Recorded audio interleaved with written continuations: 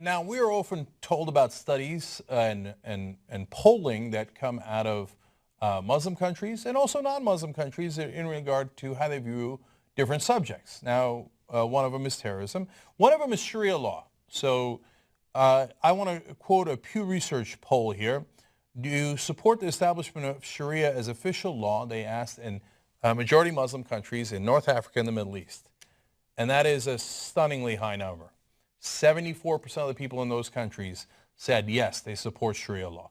Now, this is where a lot of people stop and go, oh my God, that's it. They all believe in chopping hands, heads, etc. But of course, the interpretation of Sharia law is enormously diverse. I'm not Muslim, so I'm not going to bother trying to figure out who's right and who's wrong about how to interpret Sharia law.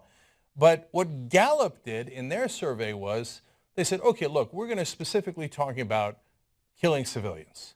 So if it turns out, for example, the Sharia law does in fact want you to kill more civilians, well, that's obviously going to be problematic. But let's find out if that is what they say, right? If that is the interpretation of the people in those countries. So they asked, do you believe in the deliberate targeting and killing of civilians is sometimes justified? Now, the other option was never justified. So 14% of the people in those majority Muslim countries in North Africa and the Middle East said that yes, it is sometimes justified. So that's a little damning. It's nowhere near the 74%. Obviously, most people do not interpret Sharia law to mean that at all. But 14% is an unfortunately high number. Now, before you judge, let's find out what other countries answered to that same exact question. In the UK, 33% believe that the deliberate targeting and killing of civilians is sometimes justified. Not collateral damage, not accidental, deliberate targeting of civilians. They were very clear about the question. How about the United States of America? 50% thought that deliberate targeting and killing of civilians is sometimes justified.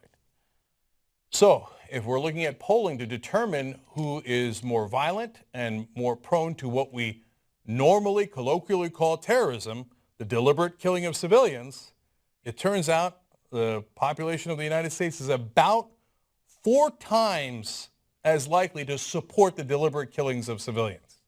Now, I know people here will say, no, but that's unjustified. We had to do it. We had to do it. But they ask the same question. Do you think the other side doesn't think that they had to do it? Well, apparently they don't. They're under similar circumstances, if not worse circumstances oftentimes. You think the people in the Middle East don't know the consequences of terrorism and killing civilians? They live it. They see it every day. Maybe that's part of the reason why they're like, no, we don't want that. Only 14%. Here in America, 50%. Now, if you don't like those polls, well, you got to look in the mirror and figure out what's going on with you. All right, so if you think, wow, that's something we should work on together here in America to make it better, great, then I agree with you. If you want to ignore it and say, no, I just want to keep blaming the other side, okay, then perhaps you don't like polls and you don't like facts. Okay.